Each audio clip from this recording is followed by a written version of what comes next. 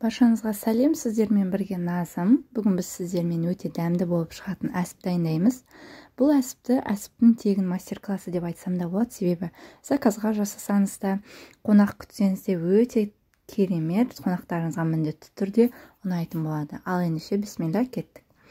Ең алдымен әсіпті жасау үшін бізге шек қажет болады. Кез келген шек жарайды.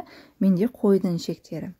Ең бірінші шектерімізді жуып, тазалап, жақсылап, артық жерлерінің барлығын алып тастаймыз. Міне мен сумен осылай видеодағыдай алып тастадым. Суды 5-6 қайтара жақсылап жуып аламыз шектерімізді. Осылай жуып алғаннан кейін шегімізді теріс қаратамыз. Яғни бізге шектің ішкі жағының да өте таза болған жақсы, себебі осы жерге қазір біз салмамызды салатын боламыз. Жақсылап барлығын жуып, 5-6 мәрте шайып алғаннан кейін міне дайын болды шектеріміз. Енді осының үстіне бөлме температурасында тұрған немесе жылылау суымызды құямыз. Бір лимонның согын саламыз, немесе дайын лимонның согын салсаңыздар да болады. Осылай жақсылап салып, бұл бізде жаңағы шекті біз алдын ала қайнатып, иісін, дәмін шығарып ала алмаймыз. Сондықтан осы лимон сол дәмдердің барлығын кетіретін болады. Және осы лимонның қабықтарын осылай кесіп суымызға салып қойсаңыздар да болады. Осылай салғаннан кейін бір араластырып қойып, бетін жауып 5-10 минутқа қалдырамыз. Міне бізде 5 минуттай уақыт өтті. Осыдан кейін шектеріңізді ұстасаңыздар, жаңағы лыпып, қолда осылай жабысыңқырап, осындай болып шығатын болады біздің шегіміз. Барлығы осылай болды. Енді осыларды біз жаңа теріс қараттық қой ішінен. Енді керісінше жаңағы ішкі жағын қайтадан орнына қойып, шектерімізді дайындап қоятын боламыз. Міне осылай барлығын айналдырып шығамыз. Сонда біздің жаңағы шегіміздің ішкі жағы да өте таза, қазір салмасын салғанда да жақсы, иіссіз, әдемі болып тұратын болады. Осылай шектерімізді бөлек ыдысқа салып дайындап қоямыз. Енді мен қойдың өкпесінен және жүрегінен жасадым. Өкпе көбінесе желінбей кетеді, сондықтан осылай өкпеден жасауды жөн көрдім. Артық жерлерінің барлығын алып тастаймыз, және бір қайнатылған менде. Күрішімізді қайнатып саламыз міндетті түрде, себебі мөлшерін білмей қаламыз. Піскен кезде ішінде күріштері ағарып жүруі мүмкін. Фарш саламыз және сәбіз, пиязымызды, болгар бұрышымызды, чесногымызды салып дайындап аламыз. Өкпемізді біз бір қайнатпай салсақ та болады. Енді барлығын ет тартқыштан өткіземіз. Ет тартқыштан өткізген жерді түсірмедім. Осы дайын түрінде түсіре салдым.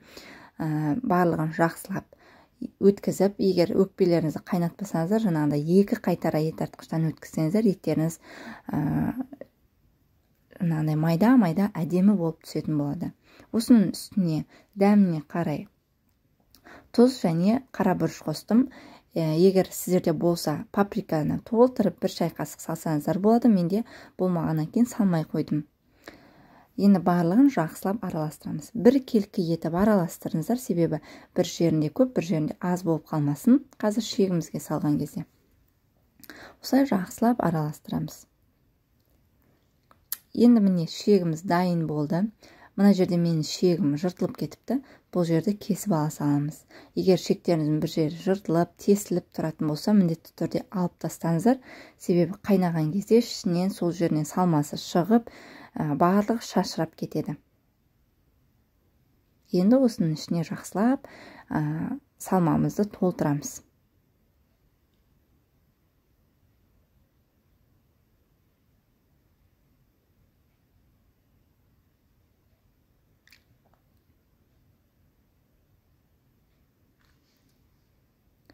Ішін қатты тығыздап салудың қажеті жоқ. Бос етіп сала береміз. Себебі піскен кезде біздің әсіпімізге жаңағыдай тырысып, жарылып кетпеуі керек. Міне астынан уже шығып жатыр екен.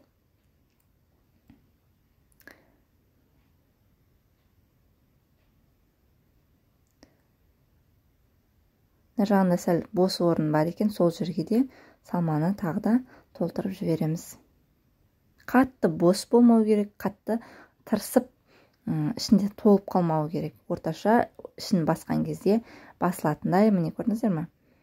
Енді екі шетінен жіппен қаттылап ораймыз. Міне бір шетін орап қойдық. Қайта-қайта 5-6 мәрте қайталап ораңыздар. Себебі жаңағы бір рет орап қойып, ол суға қайнаған кезде жаңағы сумен босап шығып кетпесін. Тартып, қатты 5-6 мәрте шимайлап байлап тастаймыз.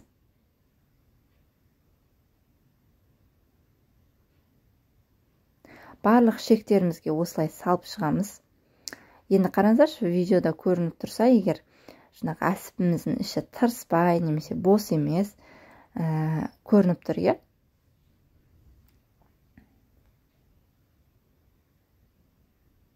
Міне, ішін ұстаған кезде ішіне кіріп кетеді, қайтадан орнына қосқан кезде орнына келе қалатындай күшті болып шығады. Барлық шектерді міне осылай салып шықтық. Барлығын ішінде байқасаңыздар ауа тұр. Оны қазір піскен кезде көрсетемін тағы да. Енді суымызды дайындап аламыз. Әсіпке ешқашан қайнап тұрған суға салып қайната салам деген болмайды. Сол бойда жарылады әсіптеріңіз. Сондықтан салқын суды құямыз. Қазір ғана құйылған мұздай суға әсіптерімізді саламыз. Жақсылап.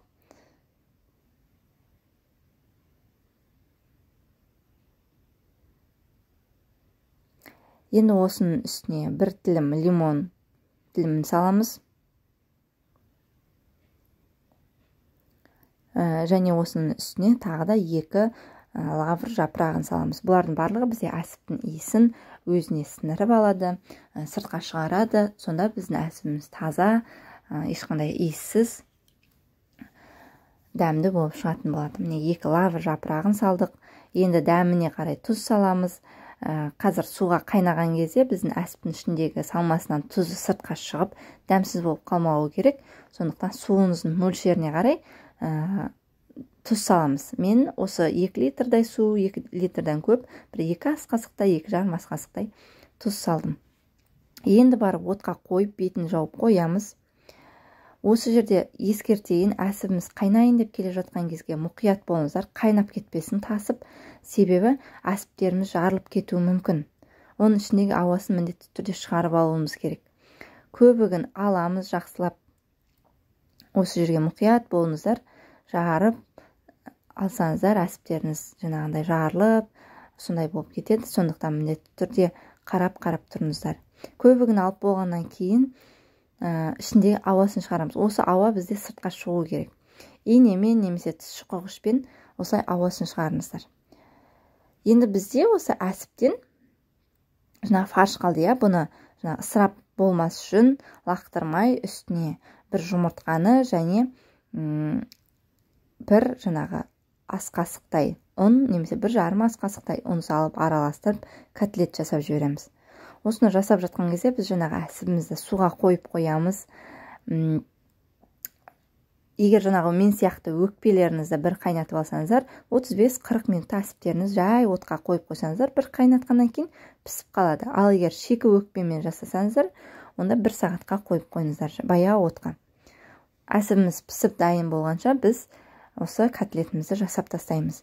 Балалар да жеп қояды, ешқандай ысырап болмайды.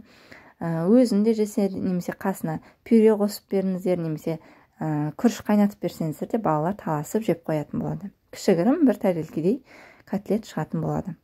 Жақсылап араластырып аламыз. Майымызды отқа қыздырып қоямыз. Осы қызып тұрған майда котлеттерімізді бірдей формаға қойып, барлығын қызарғанша пісіріп алатын боламыз. Не барлығын бір келке етіп салып пісіреміз. Бұл котлеттерімізде өте дәмді болып шығады, себебі жаңа салмасында осы әсіпке салынған салма барлығы бар құрамында, өте дәмді, ерекше болып шығады. Міне екі жағы қызарғанша пісіріп аламыз. Жақсылап қызартып, қуырып, отты қатты қоймаңыздар, жайда қоймаңыздар, орташа отта пісіріп аламыз.